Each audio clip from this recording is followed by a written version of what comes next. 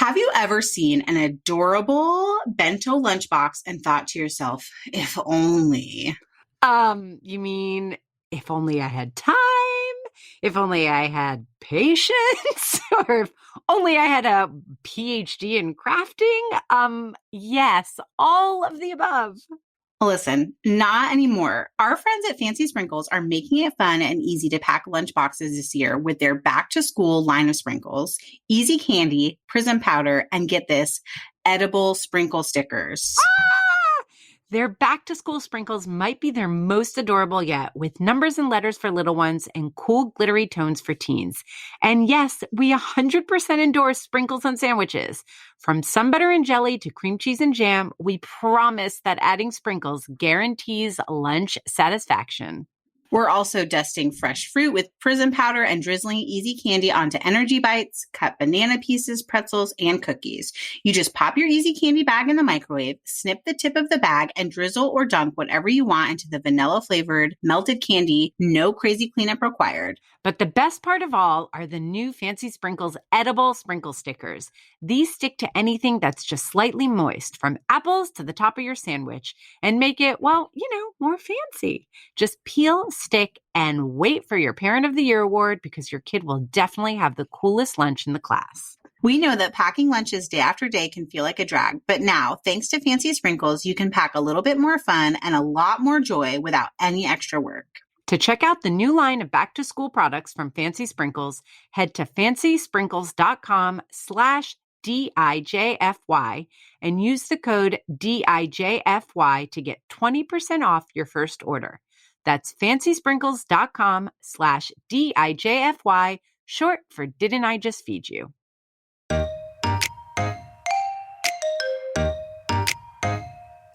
I think it's more helpful to think about flavor combinations and just like making sure that you're capturing fatty, fresh, spicy, maybe something tart. You want balance of flavor and texture, right? In everything you do. Silky, crunchy, dense, creamy. Think about those textures and those tastes and just varying them up. Welcome to Didn't I Just Feed You? A podcast about feeding kids. Hey, I'm Stacy. And I'm Megan. Hey, before we get into this week's episode, don't forget to subscribe right where we're listening. We're listening. You're listening. And you know that we're used to telling you to rate and review, which you should do. But today we're also going to encourage you to check out our listeners group. We offer a free space to all listeners. And if you become a supporting member this week, you're eligible to enter for a chance to win our huge, like seriously, legitimately huge back to school giveaway valued at over $600. You can join by visiting our site, didn'tijustfeedyou.com. And remember that the giveaway is for supporting members only. And it's happening this week. Yeah, now, you guys have to listen to this right when it publishes, because you do that, right? That's what you guys do. You wait for this and you're like, oh, right away. And join. Yeah. I want to tease and be like, it's everything you need for a really great back to school season of feeding your family. It is. What I love about it is that everything you need and also things that make it fun, because we know that sometimes the transition from summer to getting into a school routine can feel a little tiny bit joyless. Is that overstating it? Jarring? I don't know. Going from feeling relaxed to not relaxed. I don't know. Because actually, is summer all that relaxing? The point is there's fun stuff in there. That's the point. Let's talk about that thing of is summer relaxing? Is back to school jarring? I feel like I kind of actually love back to school. And maybe it's because I know my kids are going to be out of the house. Yes. Listen. And I'm so psyched. Ready for a routine after this summer of just changes and trying to get settled. So I'm with you. Yeah. I still have a whole month though before my kids go back to school. I know you do. We only have about 10 days once this I know. I mean, we're early September. So that's okay. I mean, the thing that I just decided this summer is I decided to be okay with whatever it was. I just decided I have loved watching your fun mom summer moments. And a lot of it has to do with the age of my kids. So this is, Right. but like in some moments I'm fun mom, in some moments I'm not. I used to just like have visions and want like the summer to be a certain way. And like, I want my kids to go like love sleepaway camp and they hate it. Like, want my kids to do that. Like, Yes, I make a summer bucket list, and everyone's like, "No, that's lame." yeah. That's what happened in my family. Also. Okay. So this year, like whatever it was, I was like, I'm just deciding to be happy. And I think it has a lot to do with how hard the last year and a half was. Yes. You know, like I'm going to go with the flow. And Megan, you know that going with the flow is not always my natural state. Neither of ours. No. So it's been working. So I'm super excited for when the kids go back to school. I cannot lie, but it is what it is. I will say though, in general, I do think that regardless of however you experience summer versus back to school and this and that, there is a shift in the cadence of our lives. 100%. It is a transition season, right? And I don't think in general that we, even Didn't I Just Feed You, but also like we as in the food media in general, talk enough about the challenges of feeding ourselves and feeding our families in traditions. Yes, there's like the very big obvious ones that people cater to, like you have a new baby, like how are you going to stock your freezer, or like how are you going to feed your friend after they add to their family. But moving is a huge one where you don't see, like we had people in Boise like bring us food or feed us as we were trying to pack things up, but less so on the other end. And like, what do you do there? And back to school, I think especially after like having a couple of wonky back to school seasons with COVID stuff going on, like this will maybe be the most quote unquote normal back to school season where maybe you can pack lunch in the way that you normally would and activities are resuming and it's going to be like busy as hell. So we think you should feed your family sandwiches. Yeah, I think this is great. That's like such a beautiful, segue because I really feel strongly about this. I'm excited about this episode. I feel like sandwiches are really one of the keys to making your back to school transition easier. First of all, a lot of us, not everybody, but a lot of us have to pack sandwiches. Yes. Right. And it's so easy for them to get boring. I know there are a lot of kids who don't love sandwiches. So it's not like always what you pack, but some people really rely on sandwiches heavily. I'm raising my hand for school lunches. And so we're going to talk a lot about that. And then also, though, I think that especially in the back to school season, when we just have to like get on tracks to keep organized, sandwiches become tracked as a lunch food. Yes. And actually, they make a fantastic dinner food. They can be DIY. They can be build your own, which kids love. They can be just throw a bunch of stuff out on the counter and everyone can kind of make it themselves. If you have older kids like me, there's a lot of ways that you can approach sandwiches that make dinner easier and really fast and low cooking a lot of the times too. Not always, but I'll just add picky eaters. Like if you have everyone eats a little bit differently in your family and for like when back to school, soccer, baseball, all that stuff starts back up and you need to eat in shifts, sandwiches can really be a lifesaver for that. Totally. Yes. So I do think that we want to be clear that, there are entire podcasts devoted to sandwiches. There are? Wait, I want to know now. There are. I'll put a link to the one that I'm thinking about. Okay, so there can be entire podcasts. There are entire podcasts devoted to sandwiches. And cookbooks and blogs. Right. And you can get really nerdy about it, like textures and layers and how you cut it. So, Megan, here's what I think. I think we can just like touch on some elements of like how to think about making a good sandwich, but we're not going to get into that. This is not like a comprehensive all about sandwiches. This is very specific to back to school season. So we can kind of touch on sandwich making broadly and then dig into lunchbox sandwiches and then dinner sandwiches that we think are easy. Cause I think that's what's going to be useful right now. That's my hunch, right? I agree. Okay. I can't wait for this episode because I have to tell you, sandwiches are the things I pack the least for lunches, but lean on the most for like quick dinners. That's so funny. I'm the complete reverse. Yeah. And actually got in the past when I was like really in a groove and Oliver and Isaac were a little bit younger, I would pack like really effing good sandwiches. Like I was proud of my sandwiches. But then I very, very, very rarely make them at dinner time. Do you think that's more because your boys, you know that they will eat sandwiches versus the like bready, carby part of sandwiches are hard for you to eat at dinner time? Totally. Yeah. I think that's it. Although I'll make pasta for myself. Like you're referring to the fact that I say I eat low carb. In reality, I don't eat particularly low carb, but I do kind of, that's a touchstone for me in my diet because of how carbs impact my energy because of PCOS. Yeah.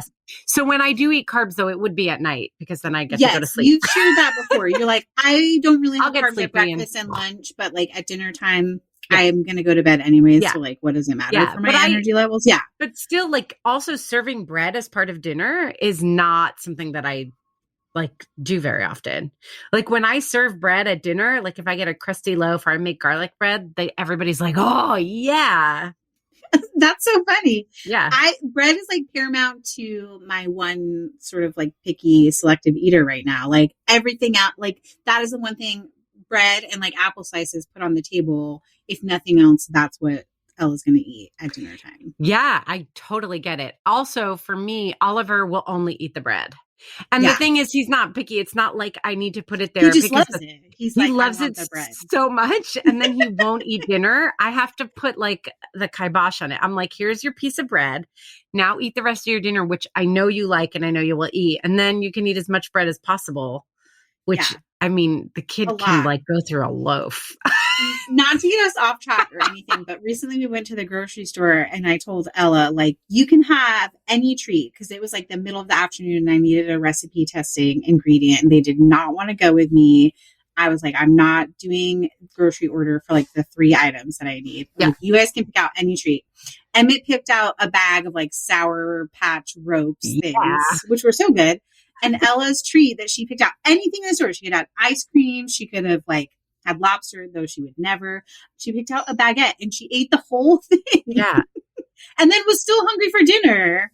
I have to tell you, like, that's a girl after my own heart. Yes. I was like, girl, that's the move. If you know what you want. And it was like still warm from the bakery. Yum. It was a great day.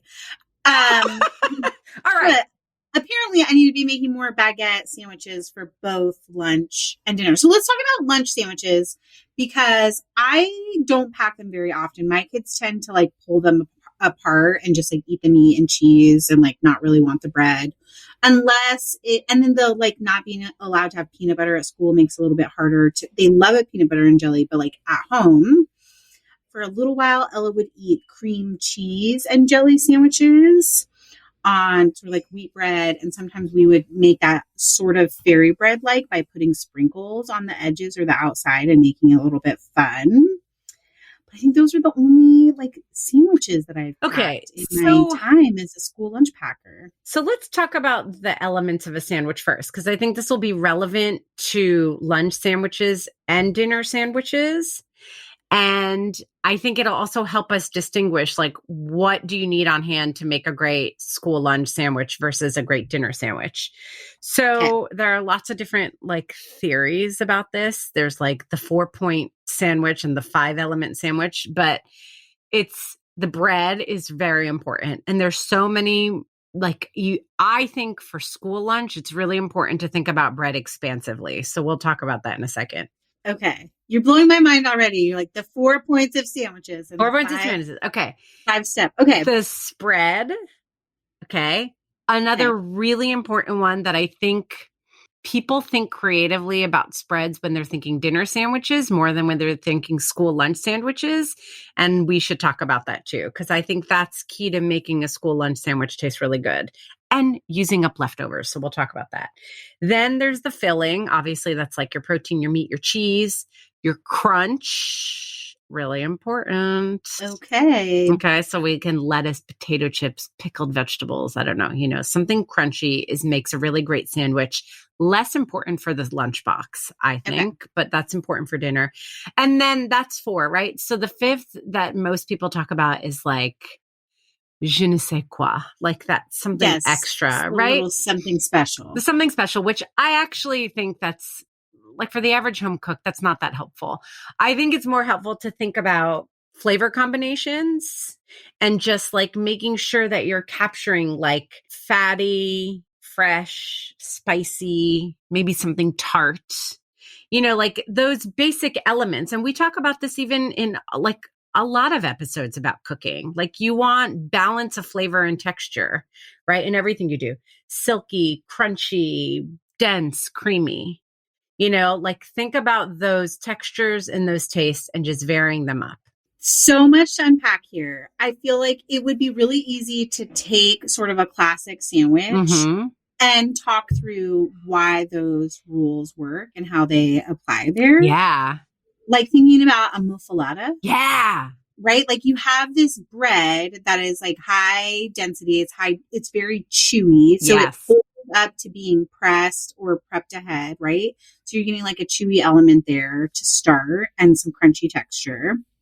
There's creamy cheese. Mm-hmm. There's that spice of the salami. Yes. And also the fat of the salami. Yeah. And all the different kinds of meat. And actually the combinations of the meat have different levels of fat and spice and flavor. Yes. Totally. Yes. And then you get that, like, is it like an olive salad that goes on it? That is also a little bit of the element of crunch, but is bringing that fat and that like something special to it. Yes. And that silky, because it's in olive oil. So you get a little bit of silkiness. Olive oil, and there's usually like vinegar. So you're getting all the balances of flavor. And then you're also hitting all those texture notes. Chewy, creamy, crunchy. Yeah. All there. It's a near perfect sandwich, honestly, in my opinion. I love them. It kind of really is. Yeah. But again, that's not really like a rule for lunch boxes. That is like those are great guiding principles for sandwiches, whether they're for breakfast, lunch, or dinner, right? Right. So I do think though for lunchbox, the place to focus is really the breads and the spreads. And then thinking about like, you don't have to hit all of those texture and flavor marks. That's a little much for a lunchbox, but like hitting more of them than you might normally think about. So a turkey sandwich with mayo. Well, what if we put some pesto in the mayo or a little bit of that leftover tomato sauce that you just had this much, a tiny bit left of that you can't really do anything else with, or red pepper sauce, or even just a squirt of sriracha, or just mix Dijon and mayo. And then why don't we put, mild pepperoncino if your kid likes pickled stuff, or, sandwich slices of pickles, Grillo's pickles on sandwiches, like Oliver's obsessed. And that gives you, especially those pickles in particular, because they're fresh packed and they're so delicious, that also gives you a little tang and a beautiful crunch. So you're taking turkey and cheese, and really all we did was add a little something to the mayo and add like pickles. And all of a sudden it really feels like a different, much more interesting and exciting sandwich. Do you know what I love about the concept of breads and spreads only is that there are also kids who they need a little comfort and security at lunch. And it kind of like gives you these parameters of like, okay, I'm going to keep the turkey and the cheddar cheese very basic, but I'm going to experiment a little bit with like the texture of the bread or doing hummus instead of mayo or mustard on it.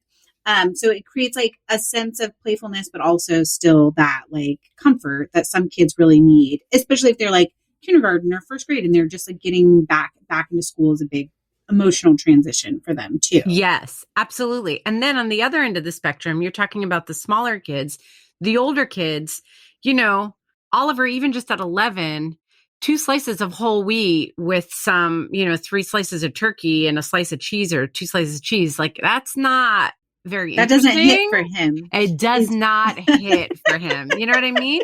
So then like, how do you bulk it up? How do you make it more interesting? Using the sandwich itself, not just also all the other stuff, because also he's now too old for like a huge lunchbox that has 5 components where I can pack all these cute little things. Like he's too old. Is he too cool for that? He needs like the brown paper bag with like some take and toss. I mean, Tupperware. listen, I'm not going to go into it, but he is such a cutie, smushy kid. Like, he's a little too cool, but he's kind of not. Cool is not. Cool's not his thing. It's so cute. Isaac, on the other hand, definitely too cool. Like, don't play. He cares. He needs Oliver's like a grown-up sandwich. Yeah. Oliver really just is like, I just want to feel full, like he's just going through life, wanting a good time and wanting to feel full in pajamas. But that's a different story. If you could, make pajamas cool. Listen, don't even mention it to him, Megan, because he will try. COVID has made him a guy who literally only wants to wear pajamas all the time. For another time. So we should get into specific ideas, but should we also talk about some other things to make sandwiches more interesting, to just get out of the rut of the same 3 rotation of sandwiches? Before we move on from breads and spreads, you had this thought at the this thought nugget of like thinking about the bread. Oh yeah, conceptually, like bread doesn't have to be sliced bread. It doesn't all have to be like sandwich bread, right? It doesn't all have to be sandwich bread. Bagels, okay. Bagels, wraps. Pitas, wraps, English muffins. If you have time to prep ahead, and there's no expectation that you should, but if you pizza dough, like store-bought pizza dough, and just doing quick roll-ups and throwing them in the oven if you have like an extra 20 minutes and that the sound of that doesn't make you want to roll your eyes hard. Also, when you start to think about things like paninis, grilled cheeses, quesadillas, not all kids like something that was hot that has been cooled. My kids do, and I have shared stuff on Instagram. I know that parents are very split on this, but there are a bunch of kids who are totally fine having a quesadilla that's cooled. Those are my kids. Actually, mine probably too. Prefer a completely cooled quesadilla or hot pocket, pizza pocket kind of style sandwich. Yeah. Grilled cheese, even like they're not in it for the cheese pull. Totally. They just want the little bit like crispy, buttery outside and the cheese stuck to the bread so it's easy to eat. Yeah, it's almost like it's become a cheese stick inside, in a different shape. You know what I mean? It's got that same density. Oliver likes it too. He's totally happy with that. Pancakes, waffles. Ooh, okay. You make a big batch on Saturday, you have them left over, you freeze them or put them in the fridge. Cream cheese and jelly. I've done a lot on pancakes and waffles. Nutella, sun butter, and jelly or sun butter and fluff, anything like that goes really great. And it's a total delight for kids. I do want to say, and I used to think this way too. So this is truly, I'm not judging anyone for this because I'm really talking to my past self. And like the idea that a sandwich always has to be like protein and like cheese and have some veggies, or like I challenge people to kind of let go of this notion of like whatever you think a sandwich has to be healthy. I think the healthiest thing you can do is make sure that your kid eats lunch and that they have a full belly and that they're sated for their school day. So if putting sprinkles in lunch, sprinkles and fluff is going to get your kid to eat sandwiches because they're tired of everything else or they're picky or whatever the case may be, or maybe pack celebrating something with them. Maybe they like accomplished a big test, or it's a birthday, or it's a fun holiday. And this is one of the reasons that I do love the fancy sprinkles is because they hold up to being inside a sandwich, and they're that crunchy element to the sandwich as well. And I also just want to say hashtag pack that seriously. Right? Pack it. I don't think any of us are packing just a sandwich for lunch. So stop putting all the pressure on the sandwich to be the complete meal. It can be like the treat or dessert component of the lunchbox. Yes. It can be pure fun, or it can be like the carbs and the protein and the veggies are all just like, chopped, sliced veggies in there that was minimal effort on your part. No need to like make a salad or Totally. cook veggies or anything like that. Totally. I mean, sugar and carb is part of what kids need. It's important for their diet, and it's especially important in moments where they need energy, which they do. Even if your kid is like at that age where they're sitting for most of the afternoon, like they need mental energy. It takes a lot to be in school. Takes a lot to be in school all day. So, hummus and carrot sticks, and then a fluff sandwich with sprinkles for some sugar and carb to like get you going. I mean, of course, there is such a thing as sugar crash, but I actually looked it up just as a side note because this is not sponsored, people. I am a fluff aficionado. Proselyte. I want to proselytize for fluff.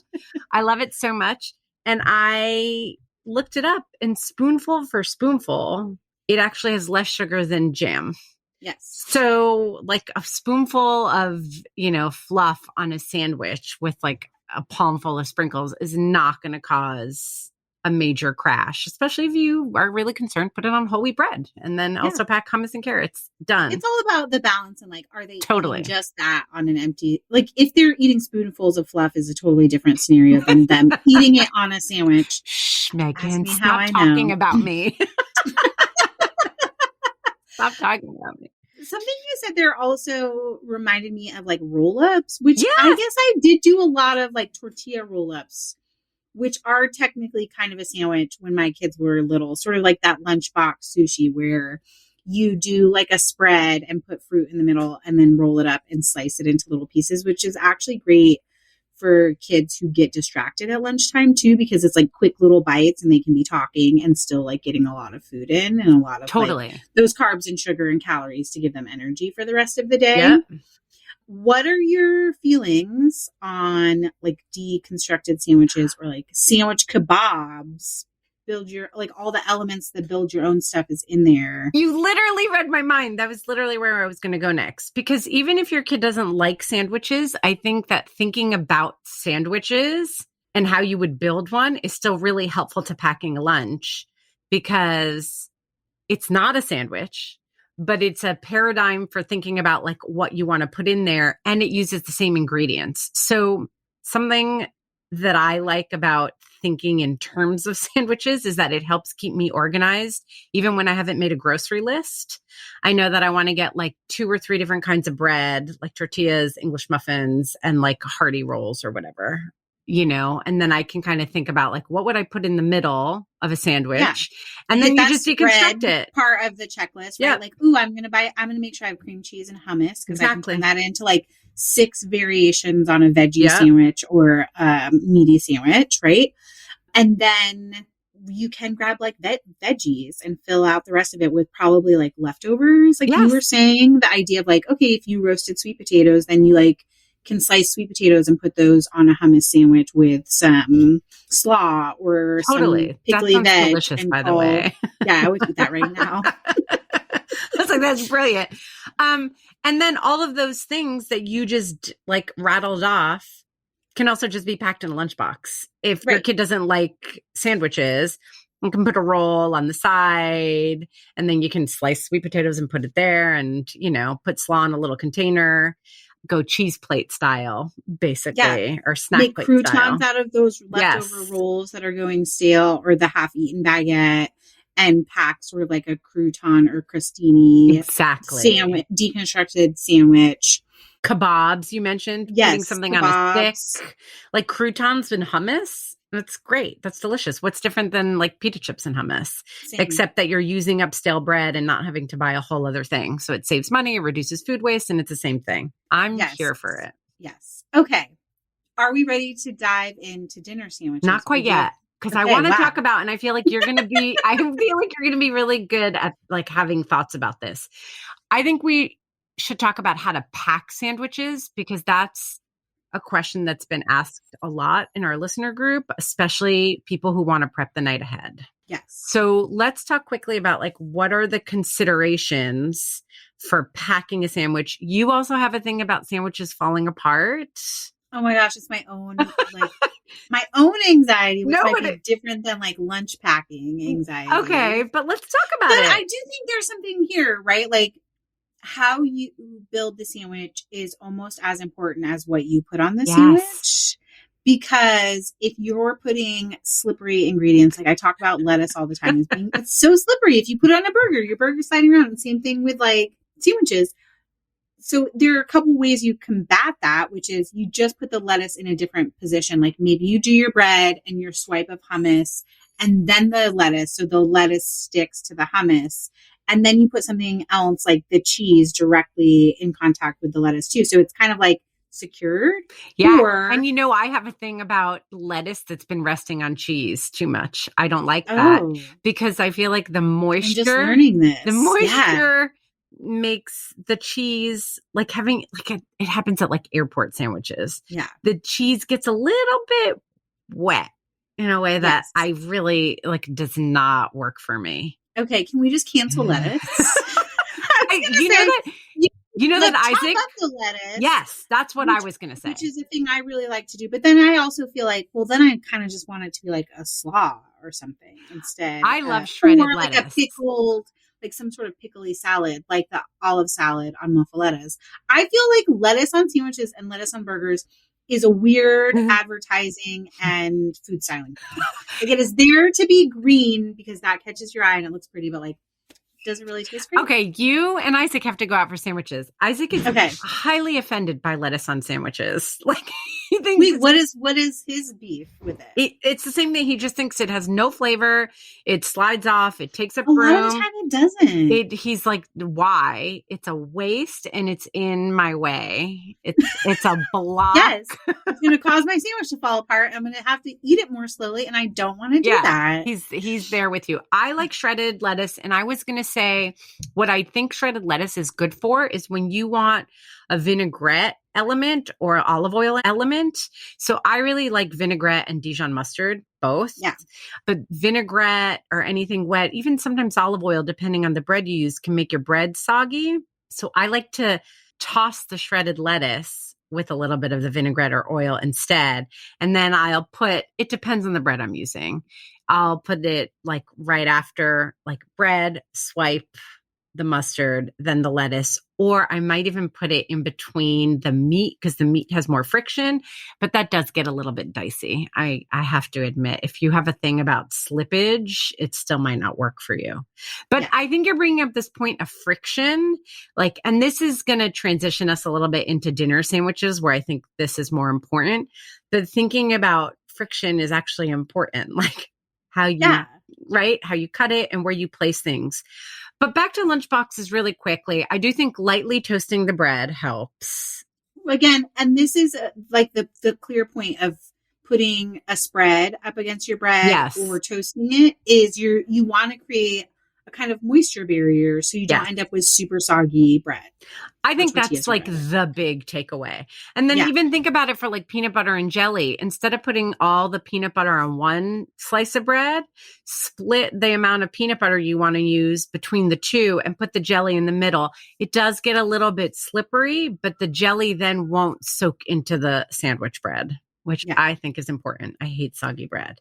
But again, also rolls, heartier bread, focaccia, like there's lots of other breads that you can be using that where make you have sandwich. To give less consideration to those things. Like if you're doing a PB&J roll up, way easier. I mean, that stuff's basically mixed all together anyway. Totally. Perfect on a tortilla. Yes. Okay. I just have to speak to your shredded lettuce thing. We're not going to move on. Okay, go ahead. We're not. Well, this is kind of like a transition, right? Like we do need to get into talking to dinner sandwiches. And one of my favorite dinner sandwiches is this like Italian sort of like very traditional sub thing. My dad's my dad and his brothers and sisters grew up in New Jersey. Yeah. And for some reason, like Jersey sandwich shops it's like a very big thing. Yes, it is. So when I was a little kid, I did not like mayonnaise and mustard. And my dad, it was like for shame. It was like shame on our family that I did not want to have like my sub sandwich with my turkey and Genoa salami and provolone with anything like moist on it. So,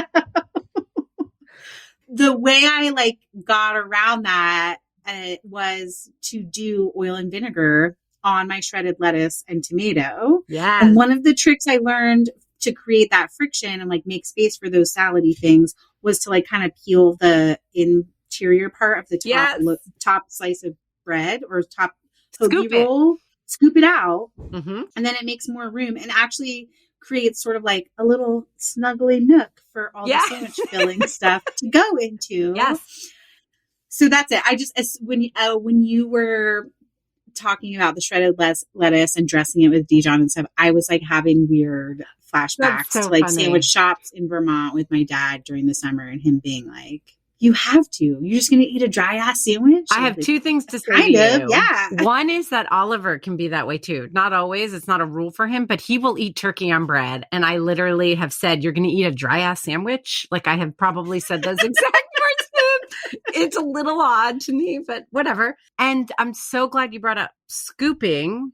It's funny. You know, when you do things automatically, you don't like think to bring it to the forefront and say it. So because I live in the land of bagels, like scooping is a totally like normal course of action to me. Like that's how I'll order my bagel from the bagel shop.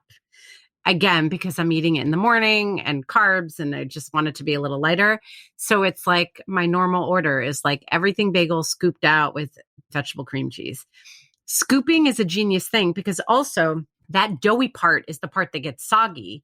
Once you're putting lettuce in a scooped out hoagie roll, for example, the moist lettuce is going up against basically the crust. Yeah. So there's not a lot of opportunity for sog. So do you not feel like that redeems the scoop? I don't want to always associate, if you listen to like our weight loss episode, and I think we're going to do a mini update in our listeners group about it, that like sometimes I feel conflicted because I feel like the scoop is considered like so diet culture. Oh, yeah. But it actually has like very culinary, purposeful clout to it. Like scooping it out makes more room for you to have the like veggie cream cheese or have more salami or that olivey salad. Also, I'll keep talking about the muffalata the whole time. But also, it's about ratios. Yeah. And for some people, like sometimes I want a dense bagel, but you know what the bagels are like in New York City. Sometimes it's like a lot. And then they put... It's a little bit like, are you serious? Yes, totally. So it's about the ratio of, like scooping a little bit, not a full scoop, to be honest, like a mini scoop. And the perfect schmear of cream cheese for me actually makes the bagel that I want. Like carbs be damned, like having nothing to do with that. So yes is the answer. Yes. Okay. I think we should take a quick break to hear from this week's sponsors. And then let's talk about dinner sandwiches. Megan, it's no secret that I'm a maximalist who loves luxe clothing and home goods. It's also no secret that I'm a minimalist who also loves investing in a handful of small luxe things that will last and service for a long time, especially for my home. And we both love a good deal, which is how we both become obsessed with onequince.com, a one-stop shop for curated luxury goods shipped direct from the world's best specialist factories. Quince partners with factories that produce well-known luxury brands and that demonstrate a commitment to high production standards, fair wages, safety, and sustainability. They also focus on essential products with low design costs. Think cashmere crews, super soft fleece pants, and the down comforters and hotel quality sheets that I'm stocking up on for the new house. And while I stocked up on silk camis and PJs for summer, now I'm doing some back-to-school shopping for me. A new denim shirt, everyday gold hoops, and a cute crossbody bag. Staples I'm going to wear on repeat all fall, shipped directly from the factory. No middle person, no upcharge. Altogether, that's how Quince is able to keep prices up to 50 to 80% lower than other brands. Real simple, in style, Fast Company, Refinery 29, and Fortune all agree with us. Quince is a game changer. Take advantage of a brand new offer just for our listeners. Get 10% off any purchase of $100 or more with the code FEED10. There's always free shipping and 365-day returns. Just go to onequince.com/DIJFY. That's ONEQUINCE.com/DIJFY, short for Didn't I Just Feed You? Quality shouldn't be a luxury. Try Quince today. If y'all have been listening for a while, you know that both of our families love pickles, like big time. So, of course, we jumped at the chance to work with Grillo's Pickles, and oh boy, have we made everyone happy. Grillo's is going to make you happy too. We've been fans since long before they became a sponsor, and we're telling you, these are the best pickles we've ever had. In fact, they are perfect for packing in your kid's lunchbox, make a fantastic healthy after-school snack, and they're my favorite way to top my famous fried chicken sandwich. Made with a 100-year-old secret family recipe, Grillo's uses only all-natural, high-quality, garden-fresh ingredients to deliver crunchy, tangy flavor with zero artificial preservatives or colors. And all of their pickle varieties are made cold, shipped cold, and sold cold, which gives their products a distinct crunch and bold flavor. Grillo's pickles come in original dill, hot, and bread and butter flavors, and a cut for every occasion with holes, spears, halves, chips, and thin sliced sandwich makers. And their latest product, Pickle de Gallo, is a pickle-based salsa that's amazing on a chip or as a topping for burgers and dogs. We are completely obsessed with this stuff. No, seriously, obsessed. All you have to do to get your hands on this goodness is head to the refrigerated section of your local supermarket, including Whole Foods, Target, Kroger, Safeway, and Publix. Go to grillos.com/DIJFY to grab your exclusive coupon for $1.50 off your Grillos purchase. That's about 25% off most of their products. And also find a store locator. All right, Megan, I want you to talk about dinner sandwiches because you joked about the muffalata. And honestly, like that's all I have to say about dinner sandwiches. It's like the most perfect sandwich. I love also though when we were talking about bagels, what you said about ratios. And I feel in some ways this is going to be very revealing of like if you say lunchbox sandwich, I think square piece of whole wheat bread and all the stuff built into it, even though we've discussed there's like plethora of bread, right? Yeah. If you say dinner sandwich, then my mind like is expanded. Yes. I'm thinking about brioche rolls. Yes. I'm thinking about pita pockets with like like chicken curry and chickpeas and stuff in it. But I think that the thing is that it's like I think about a different ratio of bread to fillings for dinner time because I think the objective with dinner sandwiches is sort of the idea that you're like getting it all in. You are getting the protein. You are getting some veggies. And then you're also having the opportunity for like some real satisfying flavor elements. Totally agree with you. So that is a big difference. I don't know. I don't think that there's anything we talked about as far as like a lunchbox sandwich that also couldn't be a dinner sandwich. But I also think there are things that you can serve for dinner and eat for dinner that you wouldn't do as well as a lunchbox sandwich. For example, like breakfast sandwiches, like cooking a fried egg and making like on a roll with like a little green salad and some crispy prosciutto. Like I wouldn't pack that in a lunchbox, but I would enjoy the hell out of that. Well, it's funny that you say that because I see where you're coming from and I agree. But I have to say, especially now that the boys are older, I actually have cooked scrambled egg sandwiches for lunch, like for lunchbox. Really? Yeah. Okay. So I've done scrambled eggs with pesto.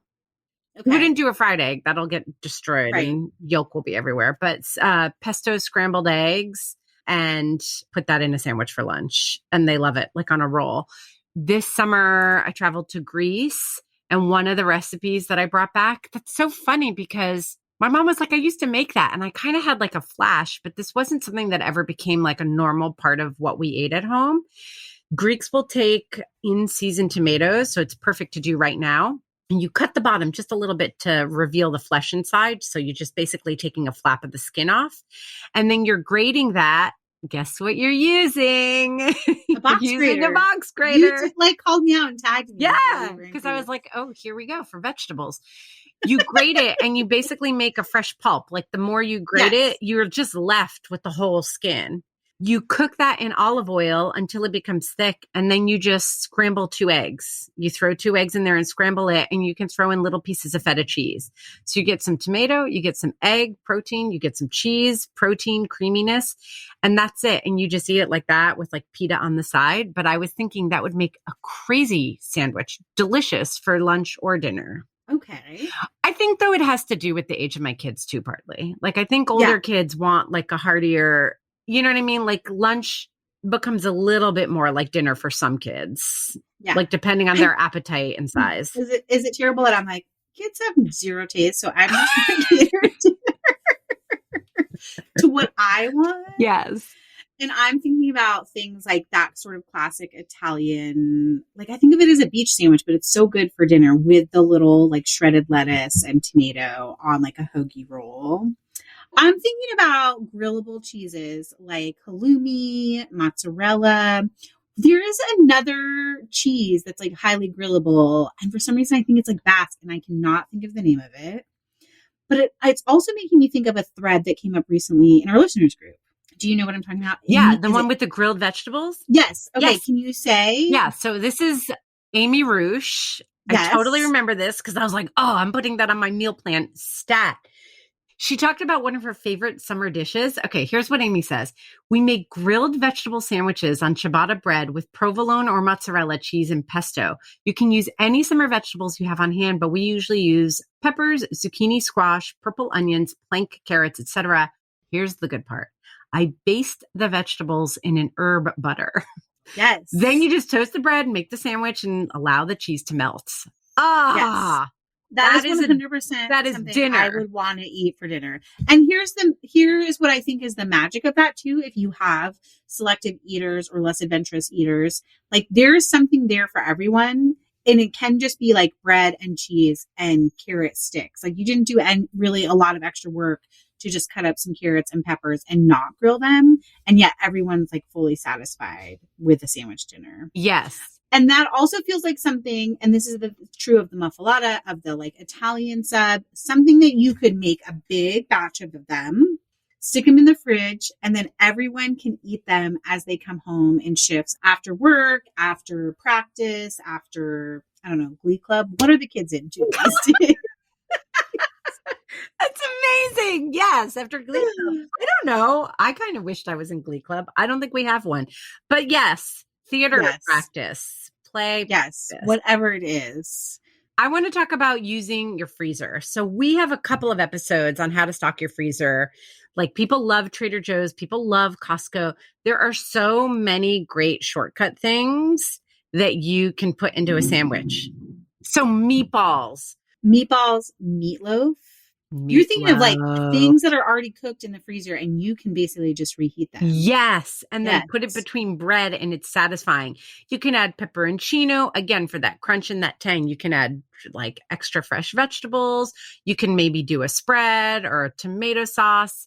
But like the protein just comes straight from the freezer or the prepared food aisle. Yes. I know people love Trader Joe's. Like they have like a chicken lime jalapeno burger, which as a burger aficionado, I don't feel like that qualifies as a burger, but it would make excellent sandwich fodder. And I would just like buy a bag of prepared slaw from Trader Joe's also, and then like rolls and do like rolls, chicken burgers, slaw. I mean, we did a reel recently on how to grab a rotisserie chicken and turn it into dinner, and sandwiches were part of that as well. It was kind of like a riff on a banh mi with pickled veggies and like a spicy sriracha mayo and then just like the pulled chicken. Oh, and didn't you used to talk a lot on the podcast about a cauliflower banh mi? Did I make that up? Oh, yeah. That's actually great for this season because you grill the veggie. There's grilled veggies and pickled veggies. And then a really yummy sauce, which I'm like totally blanking on. Maybe it is a chipotle mayo kind of thing. We'll link to it. It's on the kitchen. And then that also makes me think of, I have a wildly popular, which is a riff from a sandwich shop in New York, like a broccoli sub. Oh, yes. And you roast the broccoli with like a lot of garlic. You do like sweet peppers, like sweet jarred kind of pickly peppers, and then feta cheese and kind of like broil it all. But my kids love broccoli, but all the other elements are like things that I would be like, oh, my kids will not eat that. But you put them on a sandwich all together and they devour them. It is the wildest thing. And it's a combination where you're like, that doesn't quite make sense. But then when you eat it, you're like, actually, it makes that sounds sense. So delicious to me. And I want to, for social media, although I will probably not get permission, record Isaac's face if I served him a broccoli sandwich for dinner. Oh my gosh. I don't think he'll approve of being recorded in that way, but We it'd will be hilarious. Feed me media can pay him. Yes. I may try it because, Money talks, Phyllis. he doesn't, when you're money that does age. talk. That's true, especially to him. But he doesn't like meatless meals, A. And B, like all of a sudden, after eating broccoli for so many years, it's like he doesn't want to eat broccoli Yeah, ever again. that's kind of fair. Isn't it broccoli? I don't know. I don't know. I Broccoli felt like that about pizza right after our move because so many people like brought us pizza or we like ordered pizza when we were in the middle of our moving and like on our trip and stuff. And for most of the summer, anytime someone mentioned pizza, I was like, nah, I can't do That's that. crazy. I know, but I'm back. Last night I was like, ooh, I have a little pizza craving. Let's do that this weekend. Nice. Okay, so dinner sandwiches. Making them hot, adding great proteins, right? Yes. Melty cheeses. Let's talk for a second about hearty salads because one of my favorite recipes from Winter Chicken Dinner is actually my chicken salad, which is so weird because it's like 50 different chicken recipes and then it's like a chicken salad. That's one of my favorites. But I just hit on, at least for me, the perfect combination of like creme fraiche and Dijon and the grapes. Like it's really about the balance of those elements. You've got crunch. Yes. You've got fat. It is so good in there. You've got a little bit of tang. And talk about changing the bread, serving that on sandwich bread, great for a lunchbox, serving it on a croissant or some like hearty, delicious, warm baguette from the bakery totally makes it feel like dinner. Yes. I also love the idea of thinking about things that you serve for dinner, like a rotisserie chicken or, grilled chicken. Yes. And how you can turn that into a sandwich. I'm thinking of like schnitzel. Yeah. Do you have like leftover schnitzel or do you want to like make schnitzel and then do like a fennel? I can't even say it. I love it, but I can't even say it. And then make like a fennel apple salad to put on top of that and put it on like crusty bread. Yeah. Also, we haven't even talked about like tartines or other open face sandwiches, which are like basically cooked vegetables on top of bread and are so incredibly satisfying. Yeah. I mean, listen, I wouldn't say that this is the sandwich to make for back to school because I don't know that it saves you anything, but as a like point of inspiration, a croque monsieur, right? Yes. Where you're talking about delicious bread, bechamel, which again, like that's a trigger for thinking about like sauces and spreads differently. It doesn't have to be just like mayo, ketchup, mustard. Like what kind of sauce do you love? I actually think that going back and listening to our episode about sauces would be a great idea if you're really inspired by this episode and you want to double down on your sandwich game, right? Because sauces equals spreads when it comes to sandwiches. Right? Yes. Like bechamel, that's a traditional French sauce for, fancy cooking. But you put it on a piece of bread with some ham and melt Gruyere on top, and you have one of the great open face sandwiches of all time. Greatest sandwiches of all time. Yeah, I mean, it's ridiculous. Yes. And then you say that, and I'm triggered like, oh, it's croque monsieur or croque madame almost has an element of like French toast to it. So like, can you make French toast and turn that into savory sandwiches? Like even leftover French toast, crisping it up again, like in a toaster oven. Isn't that a Monte and then putting Cristo? ham. Yes. Is that what I'm thinking of? Yeah. And then putting like ham on it, ham and cheese and apple slices and serving it with like a little maple syrup and Dijon vinaigrette thing to dip it in. Yes. Yeah. And topping with an egg, because I mentioned croque monsieur, but the croque madame is with an egg, right? Yes. Another great protein that I think is really quick and maybe people don't like go to is smoked salmon. That's a really great for like nice crusty sliced bread with creme fraiche and like, smoked salmon and then put some dill and capers or sliced tomatoes. That also makes a really beautiful sandwich. Flaked salmon too, but the smoked salmon gives you another layer of flavor and a different texture. It's that because it's a little oily. So it's give you silky and that smoky flavor. It's delicious. Also, just permission to do like a whole bagel spread. Yes. Smoked salmon and cream cheese. There's a place in Chattanooga that we go to regularly, and they do like a whipped feta instead of cream cheese, and then smoked salmon and like red onion and arugula, and it's really delicious. Yep. I can't believe we haven't even talked about things like a sloppy Joe. Oh, yeah. Which is also a sandwich, but like so much easier than making burgers and something you can either shortcut with like the canned sauce or like you can really easily riff on making a sauce from stuff that's in your pantry, like tomato paste and garlic and onion powder and You can turn a pound of ground meat into dinner for 4 Yep. easily, and then serve it with like slaw or the Grillo's pickles are so good on the side. Oh, that's so good. And you can also save on your budget and do half a pound of ground beef and a can of lentils instead. Yes, that works really great too. I've I was done gonna say you lentil and could beef. all veggie. Also, whatever happened to TVP? Textured vegetable protein. Oh. Do you remember when that had a minute? What did happen to TVP? I think I was like in culinary school. So that means we're like talking about 2005, 2004, 2005. And you could buy it in the grocery store and you just like, it's kind of like tempeh, but like it's granulated, crumbled. And it comes usually dry and then you like hydrate it and then cook it like ground beef. Whatever happened to TVP? We gotta find out. Do you want to know? Do you want to? Kind of. I would do like if I could just have that in my pantry and use it for the nights when we like have sloppy joes and like stretch ground meat a little bit.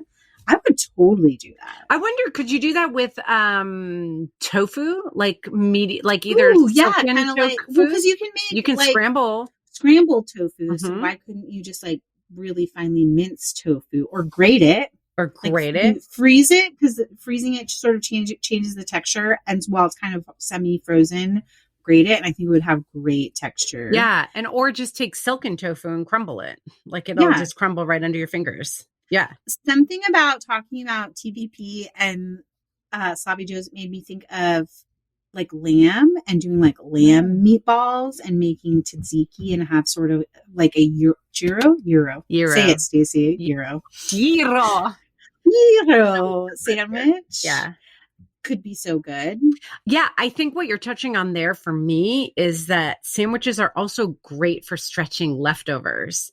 Yes. So if you make a whole bunch of grilled meats, for example, or a big batch of meatballs, and you only, you have some left, but it's not quite enough to be the main protein, the main thing on the plate for everybody in your family, like chop it up and put it in a sandwich. In fact, it reminds me, we shared a recipe, I think, because when David Tamarkin came on to speak about intentional leftovers, the art of intentional leftovers, he talked about how he would use leftover meatballs. He'd make just a little bit extra and then slice them once they were cooked, like the next day, and fry them in a pan so that they would get crispy all around, and then treat that like gyro meat, and put it in a sandwich. We literally have a wrap sandwich. Yes. I wrote it. Yes. Like a wrap sandwich with meatballs. We will put that back on Instagram. And like a little Greek salad. Yeah. Yes. Okay. I feel like there's so much we haven't even touched on, and yet we're like approaching an hour of recording. So this is the time where we have to like hit up our listeners group always for even more sandwich ideas. So join that community by visiting didn'tijustfeedyou.com/community. We offer a listeners group, and there's also a supporting membership that comes with hella perks, including 2 exclusive mini episodes every month, live events, which, hey, are happening this week. This is like a time to join because Stacey's going to be here when this episode airs, and we are going to be live and drinking paper planes. There's also lifetime access to a private Instagram feed, and we have that huge back to school giveaway we mentioned at the top of the show worth over $600, and it's stuff that's going to make your back to school year even easier and more fun. And hey guys, you can also find us on Instagram as @Didn'tIJustFeedYou. You can subscribe to our newsletter from there or from our site. And of course, don't forget to subscribe to Didn't I Just Feed You wherever you get your podcasts so that you don't miss an episode. A huge thank you, as always, to our editor, Samantha Gatzik. I'm Megan. And I'm Stacey. Stay sane and well-fed until next week. Hey, Oliver. Yup. What's your favorite cheese? Pepper jack. Oh, no. Mozzarella. Yeah, mozzarella.